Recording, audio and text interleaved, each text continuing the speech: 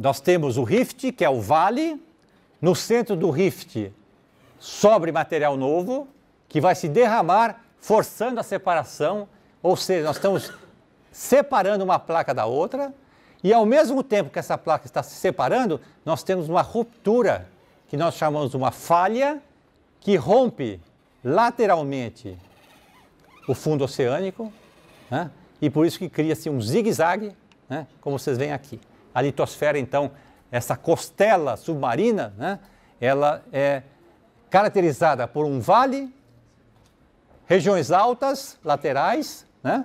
Regiões altas, né? Que são as cordilheiras submarinas, e as falhas que são perpendiculares a esse processo, né?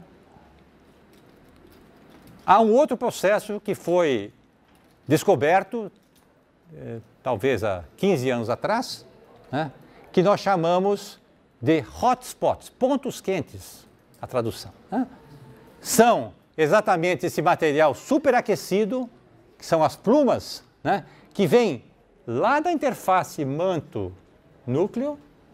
Então, são zonas de grande quantidade de calor, né? Levando material superaquecido, que chega um momento, funde grandes domínios da litosfera e são estáticos, são permanentes. Isto é, enquanto a placa se movimenta, esse ponto continua estável. Ou seja, a placa se movimenta, cria-se um vulcão, né? A placa continua, esse vulcão fica estável, surge um novo vulcão, e no tempo geológico nós teremos uma sucessão de vulcões. O exemplo clássico é o Havaí, tá? Outro exemplo interessante, Fernando de Noronha. Fernando de Noronha é produto também de uma atividade de pluma, né? Que se extinguiu há cerca de 1,5 milhões de anos atrás, né? Então, esse paraíso nosso, né, Fernando de Noronha, com as suas belas praias, né, tem a ver com uma atividade vulcânica como o Havaí, né? As ilhas do passado, onde estava a pluma, há 5,6 milhões de anos, há 3 milhões de anos, há 1,8 milhões de anos, e hoje a pluma está sobre a grande ilha, a Big Island, onde está o famoso vulcão Mauna Loa, né? 4.000 metros acima da camada d'água e mais 4 em profundidade, tá? É um dos grandes vulcões ativos do nosso planeta. Pequenininho perante o grande vulcão de Marte, Monte Olimpo, 27 quilômetros de altura, 600 quilômetros de base, de diâmetro. Quer dizer, isso aqui é nenezinho perante os vulcões de Marte. Outra coisa instigante que foi descoberta nos últimos 8 anos, né? Mapeamentos do fundo oceânico, lá no Havaí, mostraram enormes deslizamentos dos vulcões. Olha a dimensão desses deslizamentos, esse aqui, ó. Enormes massas, quer dizer, esses vulcões eram muito mais altos, foram abatidos por processos tectônicos, né? E com isso, então, nós tivemos grandes escorregamentos para o mar. Figura que vocês podem imaginar. Lembra-se essa tragédia que houve o ano passado no Rio de Janeiro, uma pousada belíssima lá no litoral fluminense, né, que houve um desmoronamento? Que lá foi uma coisa mínima, né, que destruiu lá 4 ou 5 casas. Aqui eu estou dizendo assim, milhares de toneladas que descem repentinamente e invadem o mar. Resultado de tsunamis. Então, os tsunamis não são formados somente por placas que se chocam, mas também por enormes deslizamentos como esses aqui. As plumas do manto. Então, as plumas aparentemente foram muito importantes no passado, são importantes hoje, mas no passado, principalmente há cerca de 120, 150 milhões de anos atrás, nós tivemos uma grande quantidade de vulcões, né? E também de derrames basálticos. E se nós temos um grande volume, a única alternativa plausível geologicamente hoje, né, o modelo hoje, é que nós tínhamos grandes plumas, né, com grandes envelopes de fusão suficientes para criar essa sucessão enorme de vulcões, tá? Então, esse é um mecanismo importante de perda de calor do planeta. As plumas são hoje a fronteira da investigação. Sabemos que elas vêm, já sabemos por conta de ondas sísmicas, que elas vêm dessa interface núcleo externo, que é líquido, e esta zona de interface com o manto. Esta camada é uma camada irregular sismicamente, chamada camada de linha. Tá? E nesta camada, aparentemente, surgem esses primeiros dutos de material fluido que sobem e são estáticos. Né? É esse o modelo que tem sido defendido. Tá? Limites conservativos, o terceiro limite. Né?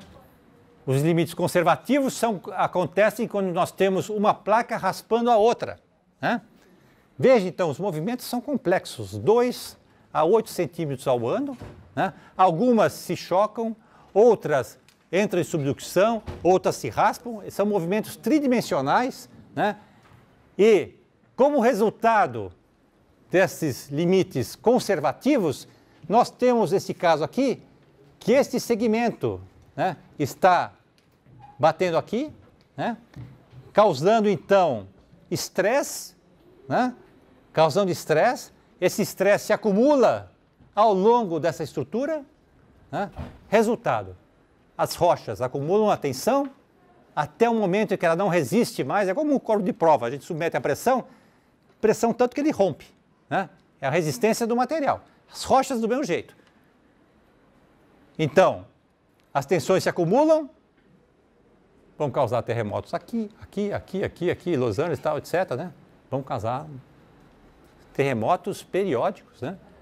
Não só aqui, mas também no Chile, na Colômbia, na Nicarágua, né? Em vários lugares lá nos Himalaias. Né? Então, as tensões são acumuladas e causam os terremotos. Resultado? Né? Mortes, né? Olha isso aqui, 1906. Né? Existe um sem número de imagens, né, que mostram, né, curvatura, né, de alvenaria, deslocamento. Né? São respostas, né, após então a resistência dos materiais ao deslocamento. Hoje se calcula que essa falha de San Andrés, ela se deslocou em cerca de 10 milhões de anos, 570 metros nesse processo. Né? Então são eventos importantes, né? E estão sendo extremamente pesquisados com detalhe, porque são regiões habitadas, muito habitadas. Né?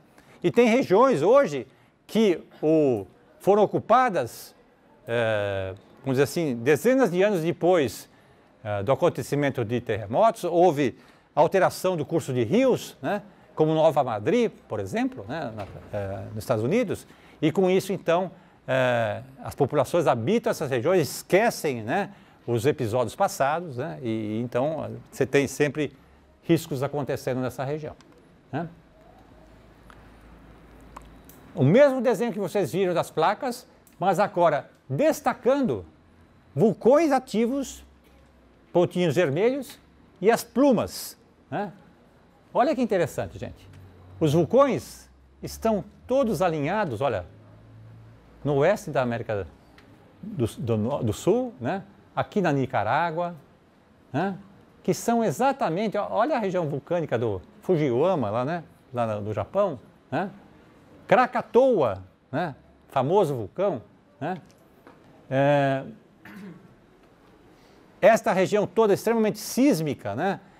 Vocês devem ter ouvido falar há pouco tempo atrás sobre Nova Zelândia, que também aconteceram terremotos, né? Aquela região do leste africano, né? Olha o Vesúvio, está na intersecção desta placa, né? Essa placa aqui eurasiana em relação a essa placa, Etna. Vesúvio, por exemplo, né? É um vulcão latente, né? Destruiu Pompeia, Nápoles, né? E está todo habitado outra vez, né? E vai outra vez acontecer episódios lá, a população vai ser evacuada de algum modo. É assim que a humanidade então tenta se precaver. Né? Então, os vulcões se alinham em borda de placa, que é o azul aqui. Né? Aqui tem uma pequena placa, uma série de vulcões. Né? Se alinham nas áreas divergentes também, né? Que é a cadeia mesoceânica. E esse aqui é Islândia, com o grande vulcão Laki, um dos mais ativos do mundo atualmente. Né? E o Brasil? Só terminar esse pensamento. E o Brasil? O Brasil é abençoado por Deus, não tem terremotos. Né? Mentira! Ó, a quantidade de terremotos acima de 3, é a escala, nós temos uma escala de magnitude, né?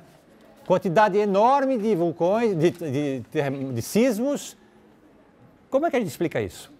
Estamos distantes dos limites de placas? O que vocês acham? Por quê? Por que nós temos essa quantidade de registros sísmicos no continente nosso, abençoado por Deus, né? E distante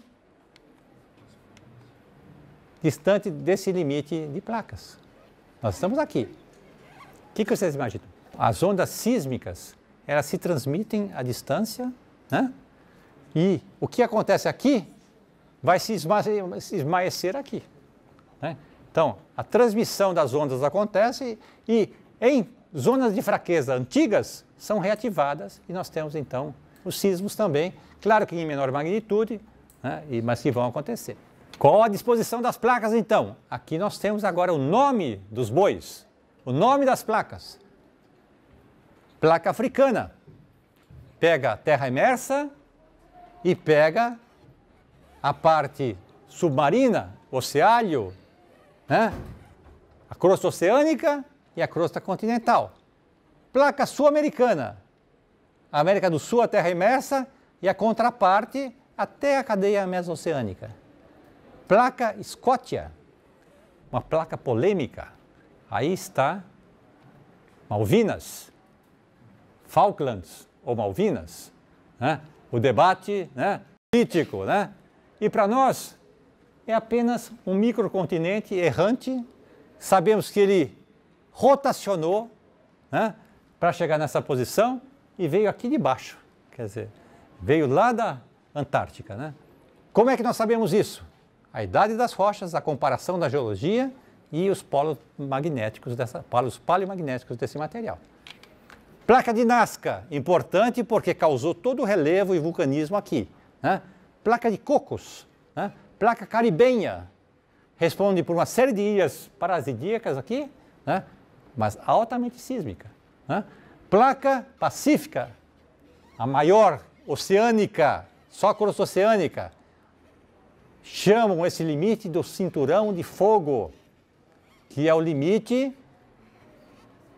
com grande quantidade de vulcões, né? Aqui não, mas em toda essa região, o círculo de fogo responde pela lateral, placa australiana, placa norte-americana, Eurásia e assim por diante.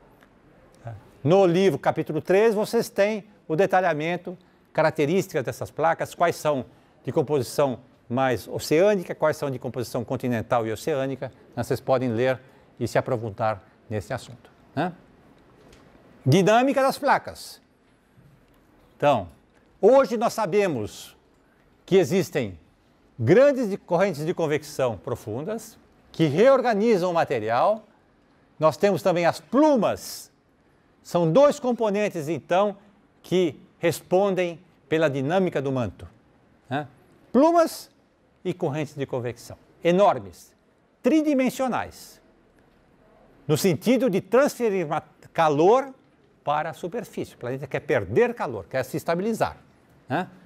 Sabemos hoje, por modelos de computador, que esse material que desce, o azul, né, ele chega até grandes profundidades.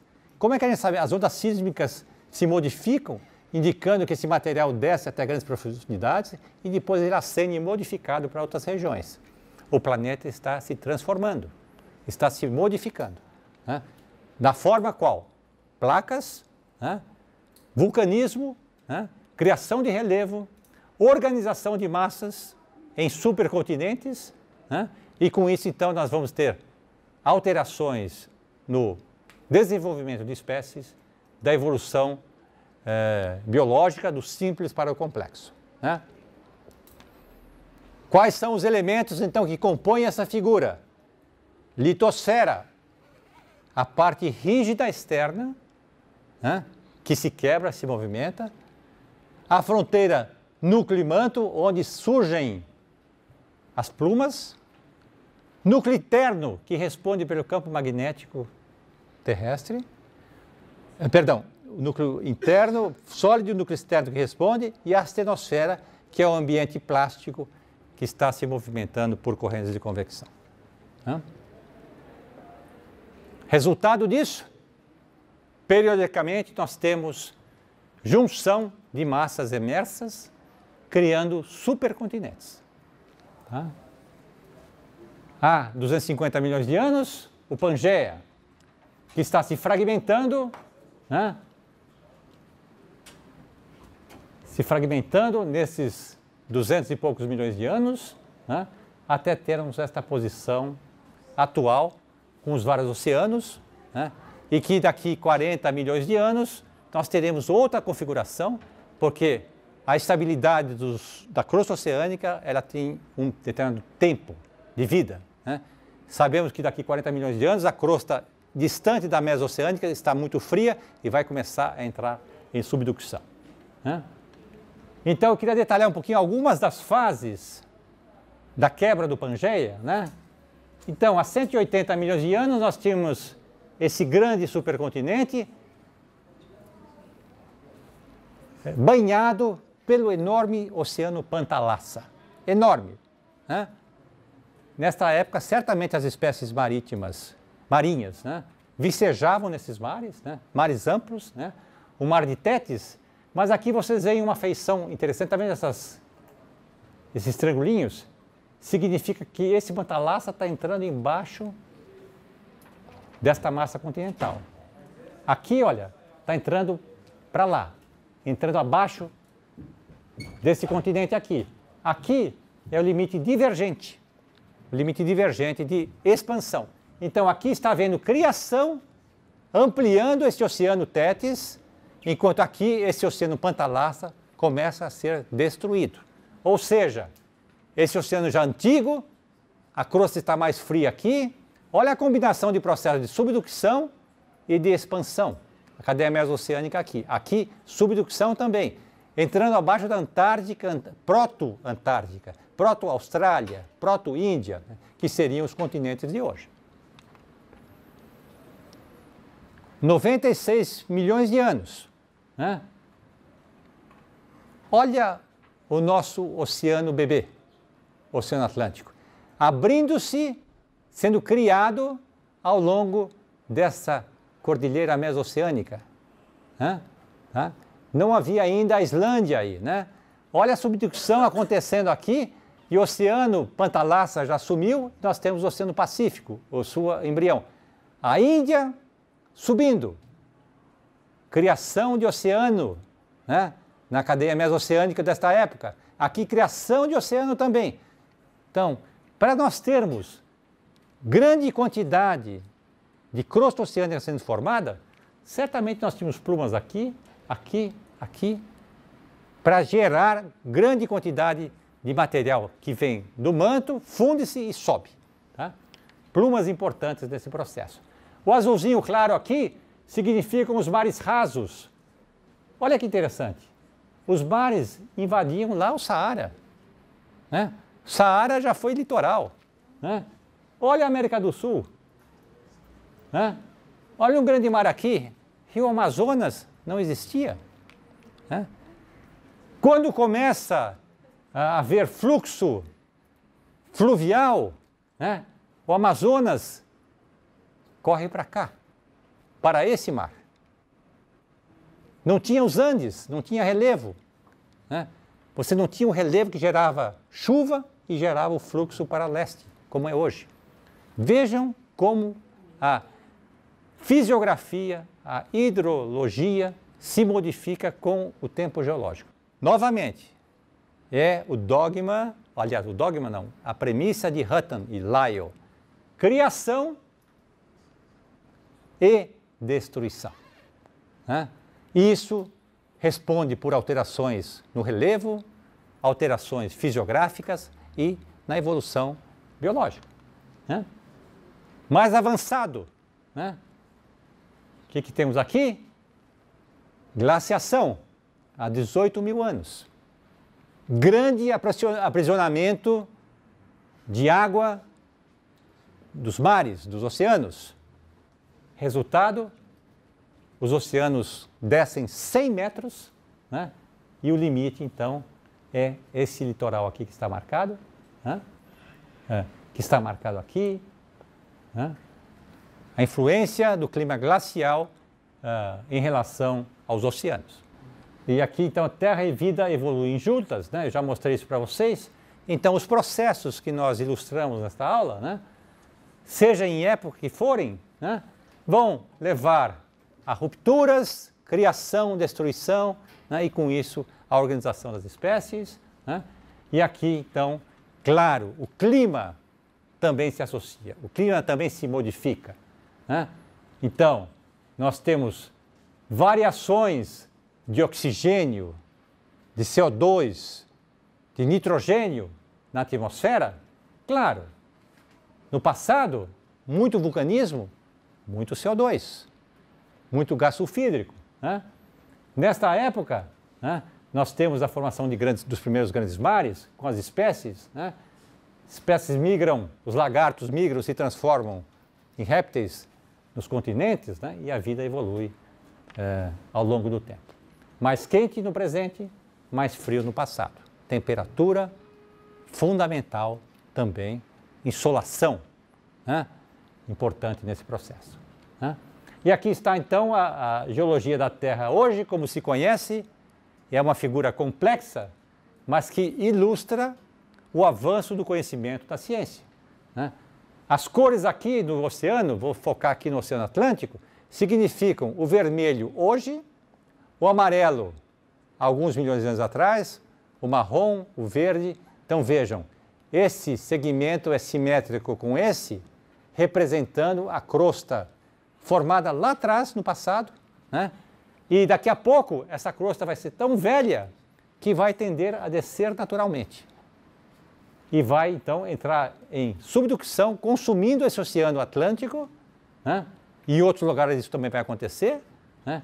E ao acontecer isso, as massas vão se organizar com uma outra configuração. Vai ser um novo supercontinente do futuro, né? Quais são os processos que vão nortear no futuro? Possivelmente os mesmos que nós vemos hoje. Subducção e reciclamento, sedimentação, a erosão superficial leva muita quantidade de sedimentos para baixo, né? O proto-oceano que está nascendo aqui no leste africano vai criar um vale profundo, né? Criação de material novo, né? Montanhas nas colisões como os Himalaias, né? Os processos vão se repetir daqui para frente, para formar o Amásia, né? Belo nome, né? Amásia, né? Isso saiu na revista da FAPESP, um comentário sobre um artigo agora da Nature, de 9/2 de 2012. Olha a configuração das massas daqui 40 milhões de anos. Cerca de 100 milhões de anos, né? Daqui 100 milhões de anos nós teremos uma conjunção de massas, né? Com essa situação, mares novos, né? Ora, se o planeta tem 4,5 bilhões de anos, então nós tivemos muitos supercontinentes. E mais, se os processos geológicos eram muito mais intensos, o turbilhão do manto era muito mais intenso no passado, certamente no passado os continentes se reorganizavam em tempos mais curtos. Ou seja, nós tivemos muitos supercontinentes no passado. Talvez não com as dimensões do Pangeia, né? Mas eram supercontinentes. Eram outros mares, outros oceanos, né? Eram outras espécies, né? Há 100 milhões de anos no futuro, nós não vamos estar presentes, né? Mas serão outras espécies vivas. Fim da aula e o professor Wilson Teixeira exibe em classe o vídeo Vulcões, da série Terra, o Poder do Planeta. A produção da BBC mostra a força dos fenômenos geológicos globais, como as placas tectônicas. Placas que, pelo calor do centro da Terra, modelaram e ainda modelam a paisagem da Islândia.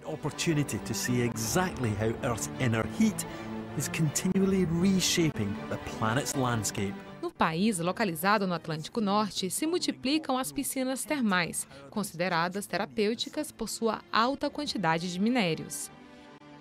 Essas nascentes são aquecidas porque a 20 quilômetros abaixo do nível do mar existe uma vasta coluna de rocha superquente, sustentada pelo calor que vem do núcleo da Terra.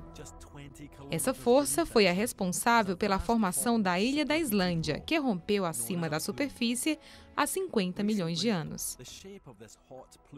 O calor no centro do planeta também modelou a Islândia de uma maneira muito mais poderosa.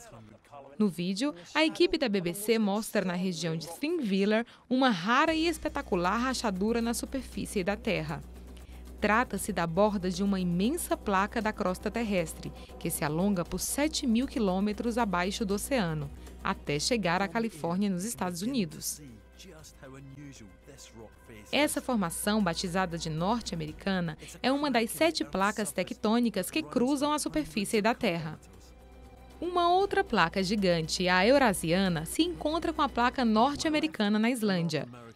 Para mostrar a proximidade entre essas duas placas, que um dia estiveram reunidas, o repórter da BBC mergulhou na fenda que se formou entre elas no Atlântico Norte. To my left, the North American plate, and to my right, Europe. Há 225 milhões de anos havia apenas um grande continente, a Pangeia. Porém, a força geológica imensa do núcleo da Terra fez com que se abrissem fendas gigantes, separando os continentes e formando novos oceanos. Em uma animação, o vídeo da BBC mostra como a rocha quente sobe aquecida pelo núcleo da Terra. Perto da superfície, ela se propaga lateralmente em 2 direções e começa a perder calor. Assim, a rocha mais fria afunda de volta e, nesse processo de dispersão, a crosta terrestre é levada a se separar lentamente, e isso causa o movimento dos continentes. As placas tectônicas continuam a se mover lentamente, 2 centímetros a cada ano, 20 metros em 1000 anos. Num futuro distante, numa escala de milhões de anos, o planeta Terra voltará a ser formado por um único e gigante supercontinente.